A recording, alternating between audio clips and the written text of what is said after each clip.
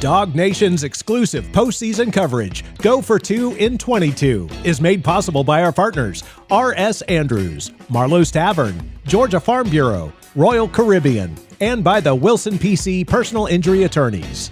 The 7-6 Apparel Company, Berkshire Hathaway Home Services of Georgia, Discover Dunwoody, and by Kroger. Go for 2 in 22 from DawgNation. Here's Brandon Adams. Shake out, tension, and then walk the hands all the way back. Then once you take your left hand. Namaste, DawgNation. We are live here at Sofi Stadium where the Georgia practice, I guess you can call it that, is concluding here. They are doing the famous yoga, just like last week, inside Mercedes-Benz Stadium in Atlanta.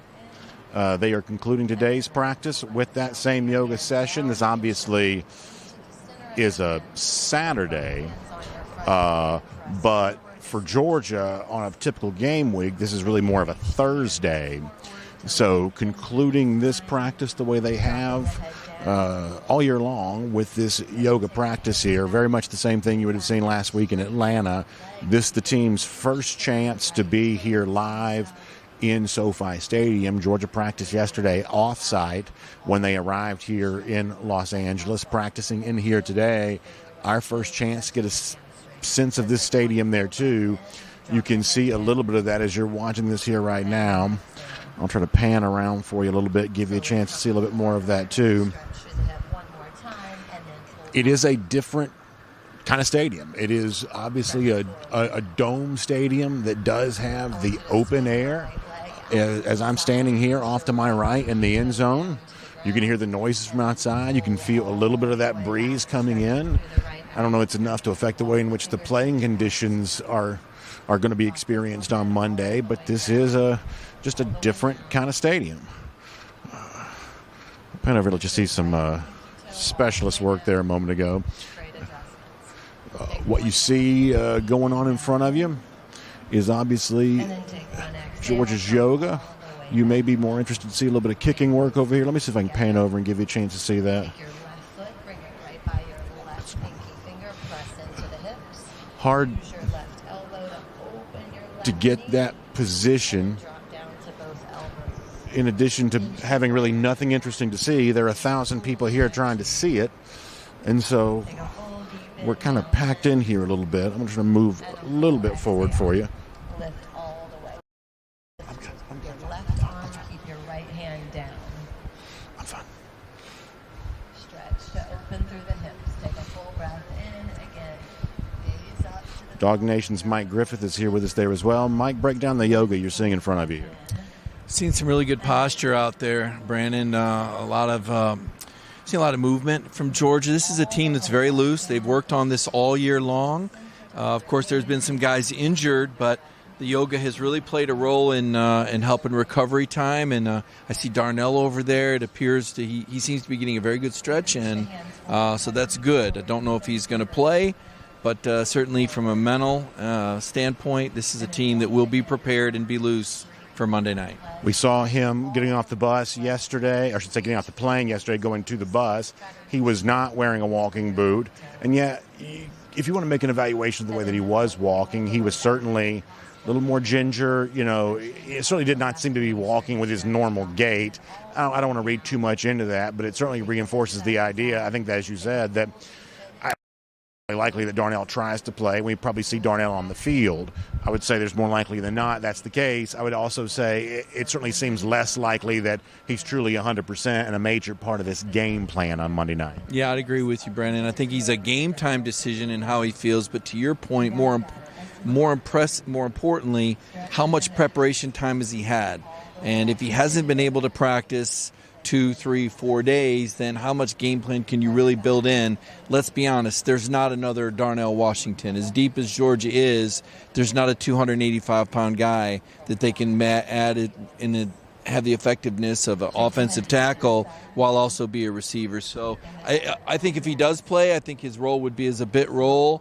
You just hope for a guy like that that's put so much in that he could be a part of a championship like Monday night's game. I had a chance to talk to Kirby yesterday about the idea of practicing in SoFi Stadium, a venue that Georgia's not really used to. Last week you would say, well, Georgia had the advantage over Ohio State. That was their third time this season playing in Mercedes-Benz Stadium. And over the course of the last handful of years, they played there many, many times. For Ohio State, it was their first.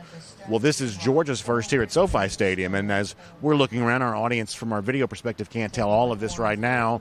We'll try to show you more of it tomorrow. But you can feel almost the open air coming in over here. It's not cold or breezy, but you can just sort of tell that there's a little bit of an element of outside here. It's a gigantic structure. You see it from the air. You see it when you're walking around. You can't mistake just how large it is. But it is a different kind of stadium than, like, say, Lucas Oil Stadium would have been last year, or Mercedes-Benz Stadium is. It's just a different type of venue than that. It's kind of a hybrid of indoors and outdoors, which is a very interesting venue. What will it be like for Georgia playing here, you think? Oh, I think they'll be comfortable. To your point, I think Stet's got to find the play clock, or the shot clock, as Kirby calls it. And you're right, it is different. Of course, the California weather allows it to be an open air, albeit covered stadium. It's almost like you're pitching a tent over the top of a stadium, and it is unique. But I kind of feel like this is going to be good, because don't you feel like you can breathe easier and fresh air? We hear so much that Mercedes-Benz can get stuffy. That is one thing here, is it does feel like there's plenty of oxygen and airflow going through here. Yeah, if we've heard Mercedes-Benz Stadium called humid, I can't imagine they're going to say that about Los Angeles here in SoFi Stadium. And I remember after the SEC championship game, Stetson Bennett said he was profusely sweating because of how hot it was. It certainly looked like, I didn't have a chance to ask Mikal this directly, but it certainly looked like some of what Mikal Williams was dealing with in the Peach Bowl last week might have been cramp related. Once again, speaking to the humidity in the building, it's obviously not been hot in Atlanta as of late, but the players say it's kind of hot inside that stadium. So, Mike, I think you're bringing up a pretty good point, which is this stadium almost certainly will have a little bit different feel than that. It feels like being pleasantly outdoors right now, and I would say this is pretty close to that game time temperature as well. Yeah, very low humidity, cool, comfortable. I think it's going to be a fast turf. I think you're going to see two really fast teams playing fast. I think it's going to be a lot of explosive plays. That I feel very bullish on Georgia and the ability that they're going to have, but just even looking up, it seems like you'll be able to find the ball pretty easily. I like the screen here. It's a circular screen, and again, I know BA will pan to this at some point. But the visibility in here is what strikes me. Is it feels open, it feels airy, and it feels like there's really good visibility. That's kind of my read on it. It's also going to be 4:30 in the afternoon. It's daytime here right now as well, and the game is played, and yet I guess there's no sunshine getting in here right now. I'm actually a little bit surprised. If you look over to this end zone over here, you see where a little bit of sunshine's creeping in. I was actually ready for more sunshine to be creeping in during a day game. Obviously, at Mercedes-Benz Stadium, you have the one glass in where a lot of sun could come in, but there's not. I mean, it may be raining. I don't know. Maybe that's what's making it dark. It seems a lot darker here than I expected it to be. So look at the concourses, and you see in the concourses, you can see some light. But to your point, I don't know where there's no is shadow. So I expected, because of the way the stadium is configured, there might be a little bit of a shadowy element for a game that's going to start at 4:30 local time. But based on what we're seeing here right now, that should not necessarily be the case. Yeah, this is first quarter right now, 5:23. We're ending the first quarter, and there's no mistake that Georgia practiced in the afternoon to stay on clock with when the game's going to take place. And I don't know. We had our media day today, Brandon, and I know you talked to a lot of guys. I felt like Georgia was dialed in, but also comfortable. I mean, this is a really, really likable football team.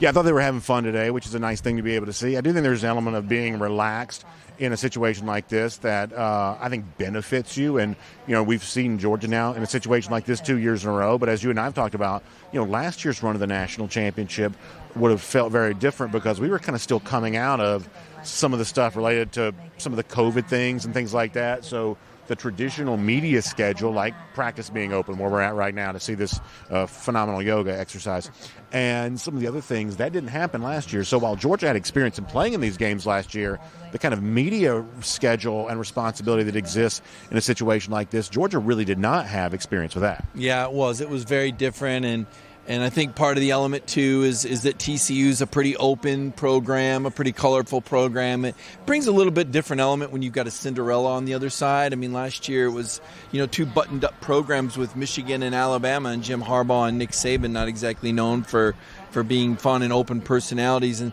Sonny Dykes and TCU have been very different. There's a very different feel to this game, maybe because Georgia's a 2-touchdown favorite, and we know what Georgia can do now. Last year, BA, we were still trying to, is Georgia the program that's going to get over the hump? 40 years, haha.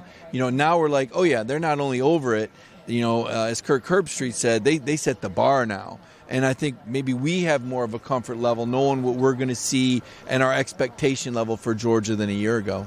So I got caught up with the TCU team as I was trying to walk into the LA Convention Center where the event was taking place today, and what I was really struck by is how much smaller the TCU team looks than Georgia. That's not breaking news. People can obviously measure that and see that for themselves.